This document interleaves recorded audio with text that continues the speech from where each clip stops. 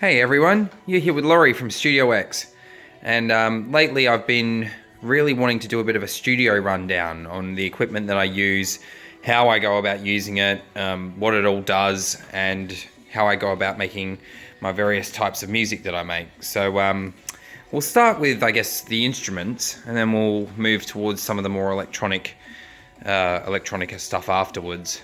So the first thing I guess we'll start with, over here, is the old mic stand. This Studio X mic stand has been in my life for, well, probably like over 20 years at least, maybe longer. It's one of the first, I think, the first mic stand I ever had. And these days I only use it to mount stuff on top of it because it's, as you can see, you can't really extend this. It's got multiple types of tape and it's been all over the place, but it's a bit of a monument. I know that sounds funny. It's why am I talking about this when it's irrelevant? But to me, it is a big part of the studio. Even all these little pictures and things that I have, they basically keep me going. Little ornaments and things around the studio that they always, I guess, count. They're all still part of the studio because it is partly what helps me make music. And we'll start with the first guitar. So this one here is the Yamaha RGX 112. The Yamaha, I use a lot of their equipment in the studio, and some of it I like more than others. This is probably my favorite guitar out of the Yamahas. It's got really nice humbucker pickups, really nice whammy bar control, and with the really expensive strings that I whacked on it, this actually does a really good job. And I used it for a long, long time before the Ibanez came into my life, which we'll get into that one in a minute. But the Yamaha is still a great guitar, and if I ever want to do any dive bombs or whatever, I do it on this one because the Ibanez that I've got over there doesn't have a whammy bar slot, and I don't really want to use it for that. It's hard to explain, but this one's really good for thrash metal and things like that, so still use that. I bought this acoustic a long time ago because it was called a Tribute, and I thought that's just funny, like basically, the song Tribute by Tenacious D, and it's got the, it's cut off up to the neck so you can actually play, further up the neck, which you can't do with a lot of acoustics without struggling. I use this quite often as well. Sometimes I just use it as a layer in a rock song or whatever, and other times I use it for, basically a whole track. Back behind here, we've got a no-name bass. There we go. This black one here is a little bit dusty. And, it doesn't have a brand. And I'm not actually sure where it came from. But I do know that originally, I think Brian bought this from somewhere. And it's a really, really good quality bass. Like I think it's actually better than this one here, which is a really nice Monterey that Brian also gave me a long time ago. But this one here is nice for for what it is. It's great, but this one here has just got really good pickups. It's really low noise, and so I tend to use the black bass over the Monterey. But I do jump on the Monterey occasionally too. Going across instruments, jumping across to this side, my little baby's guitar on his little stand. It's so cute. And we got my Ibanez here, which I got last year from Bridget. Big thanks for that. Still, this is a really awesome weapon of a guitar. I don't use it for metal-y stuff. I actually use this... Well, I mean, I have a little bit, but I mainly use this for sort of chicken picking style guitar and country stuff and low-level rock, like really light rock kind of guitar playing, because that's what I'm into. I'm a bit of a fingerpick guitarist most of the time. Although I do like using a pick for all the tricks and things, this guitar is just really, really lovely, and I like using it for the kind of music I like making when I play guitar, which is Dire Straitsy stuff, Fleetwood Mac and all that kind of thing. So that's the weapon right there. The rig setup for how that works, for how the Ibanez gets to the computer, is a little bit complicated, but it's not as hard as you'd think. So we'll start off here. Down here I've got 2 amps. I've got a really nice Fender amp there. It's only like a small one, but we've got another bass one behind it. And sometimes I mic them up. I mic the guitar up and record it that way. But it's becoming less and less relevant for me since I got this thing. This Boss BR 1600 has got like every single Boss pedal in it. basically ever made. Tommy Emmanuel uses the thing, and a lot of other famous guitarists love it. And when I got my hands on this thing, I haven't stopped using that now. That's where the guitar gets processed. Most of the time, what I do on the computer in regards to guitar is post-processing, just some comping and chopping up. But most of the time, how it sounds is how it sounded after it came out of here, after it went through my pedals. Sorry about the messes. I need to get some small cables. This is just chaos going on down here, and my son was playing with it just earlier. Yeah, so it's a bit messed up, but I'll explain how that works. So, with the Ibanez goes straight to a wah pedal. I really love this wah pedal. It's really, really, really nice. And then it goes to a distortion, which I can turn on and off. At the moment it's on and it shouldn't be. Now it's off. Really nice little reverb, Hall of Fame. And then we've got our little loop pedal, the Ditto. And then from there, it all goes into the Boss. And basically I get the guitar to sound how I want through the pedals, and then make it sound even better through there. And then that just goes through a wire straight into the Yamaha sound card over here, Audiogram 6, and I record the guitar basically as it is. And most of the time, like I said, I don't need to do much post effects at all. It's just volume leveling and comping, but yeah, occasionally I'll do something different using the computer if there's something on that I want on the guitar that I don't have here, like a phaser or a flanger or something. I mean, that's got all of that as well. That's got all those effects, but sometimes I want a really specific software one that I know and trust, and I will do that afterwards. But yeah, not very commonly. Most of the guitar work you hear me do has come, from the Ibanez going into the pedals, and then into that, and then into there.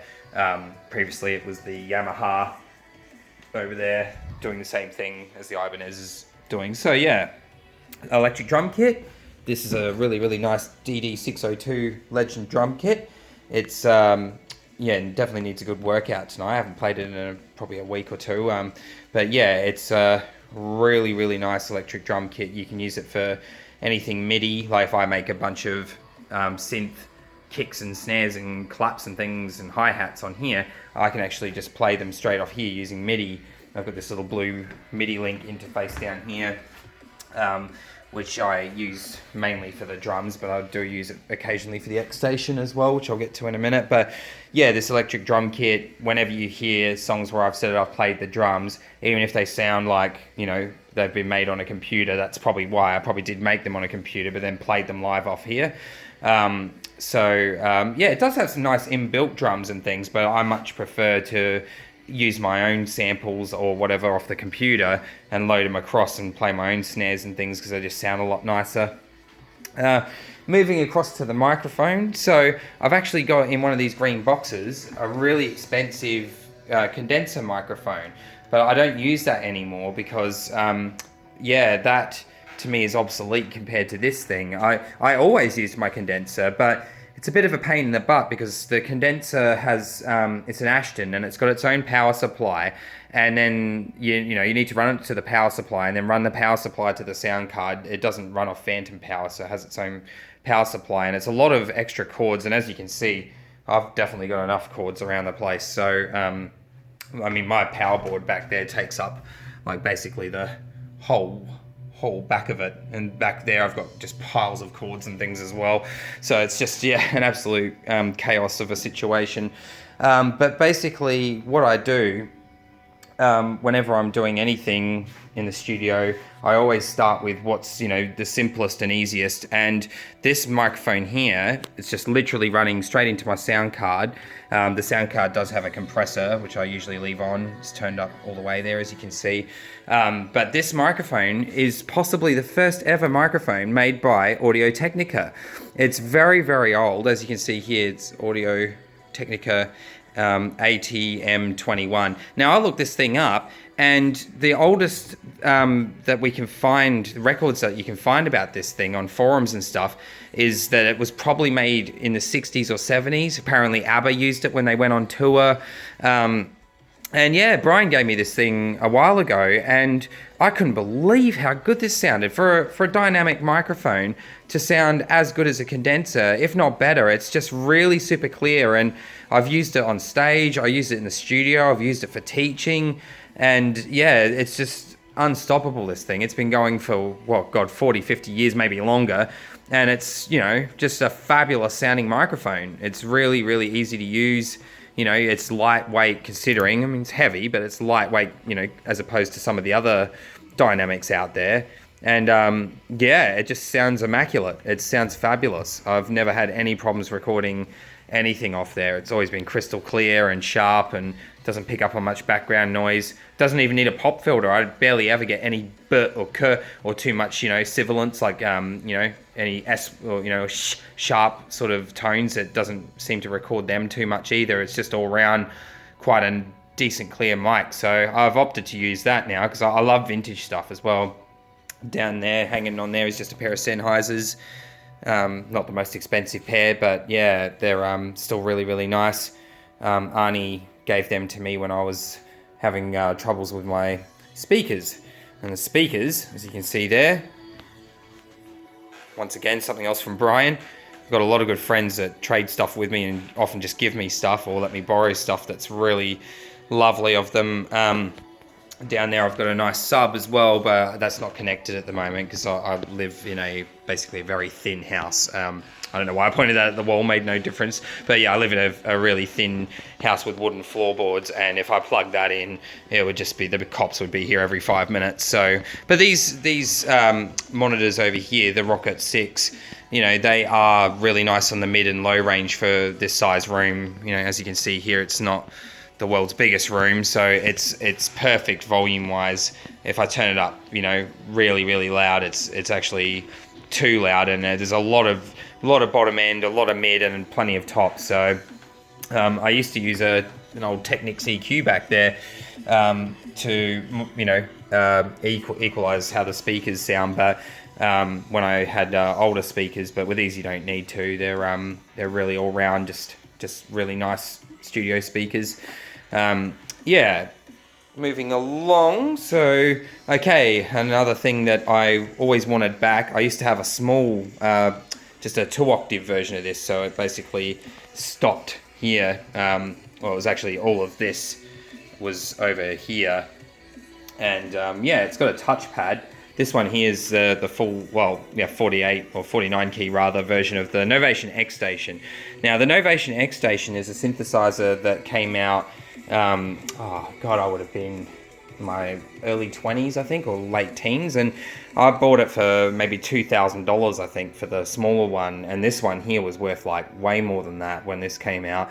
But these days, I got this one, I picked it up secondhand for, can you believe it, I think it was like $200 or something ridiculous, from a local Adelaide band, and they said there was no real use for it for them, but for me, this thing is incredible because it's an analog to digital converter, so you can basically put an instrument in this thing. As you can see here, you've got audio ins, high quality Canon, inputs and line inputs at the back, so you can basically plug a mic into this or a guitar into this thing, and you can use the same effects that you can use on the synth sounds on your guitars and vocals, and it's just incredible. It's such a nice high quality thing. I don't often do that. I only do that occasionally if there's some specific effect I want, but it is here ready for that. It's also a wicked MIDI controller that's touchpads and knobs that you can automate.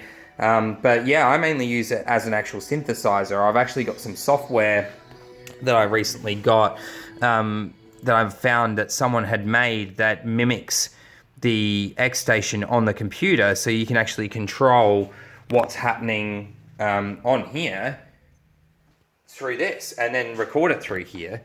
I'll get to the software in a minute and I'll explain that to them. I'm probably running out of time, so I was going to try and keep this video under 20 minutes if I can.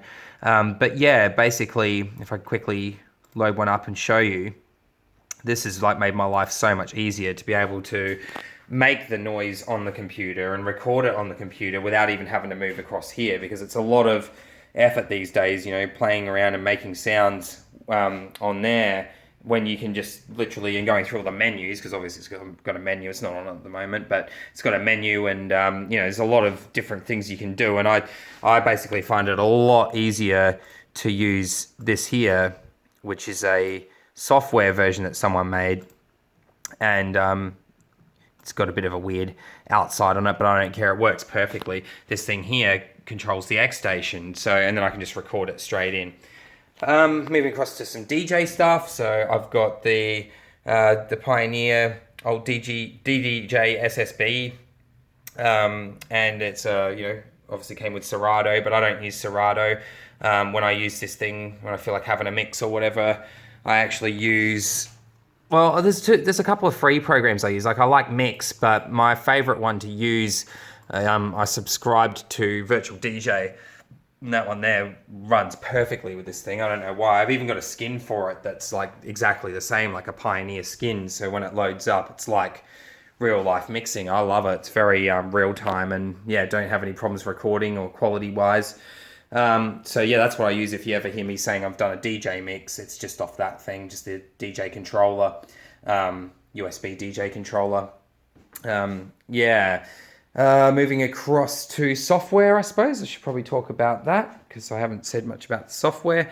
So as you can see here, I've got FL Studio 20, which I think is still the most recent one out.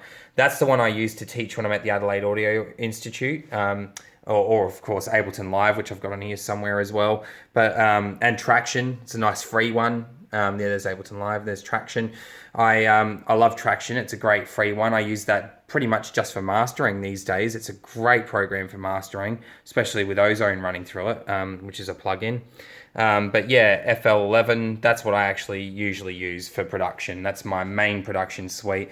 It's older than FL20, but things just run better on there. A lot of the old effects and tricks on there that were on there are not on FL20, and that makes my life really hard because I'm very dependent on some of those tricks and techniques and also capabilities of certain synthesizers and certain software parameters. So until they knock it back to being like 11 or make something better than 20, I'm sticking with 11 myself. But I do recommend that if there was nothing else, I'd still be using FL20, but I just much prefer 11 personally.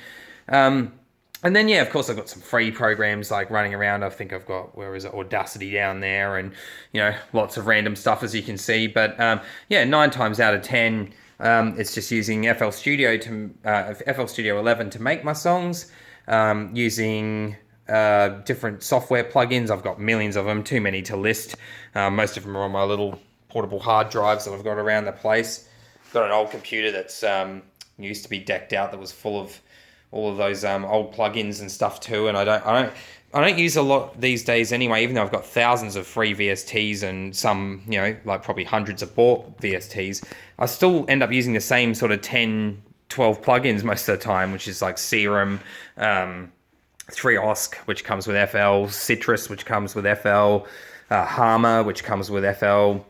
And a lot of free stuff. Like even my book, The Studio X Guide to Producing Electronic Music, was all about, using free stuff as much as possible. It was about using inbuilt and free software as much as possible, and not putting a label on the fact that if you don't have a VST or a hardware synth worth thousands of dollars or something, that you can't make music.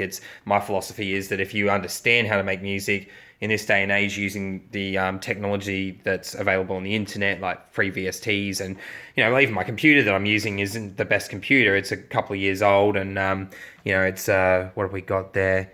It's N5000 processor with 8 gig DDR4. It's not exactly a gaming computer or anything, but you don't need that. If you most producers, what they do when they're making sounds or making a song or whatever is they'll save certain bits of the song down as WAVs, and I do that too. If it's like taking up too much space, or if one of my plugins is using like 70% of my CPU, instead of just leaving it there and building stuff around it, I'll bounce that particular noise as a WAV.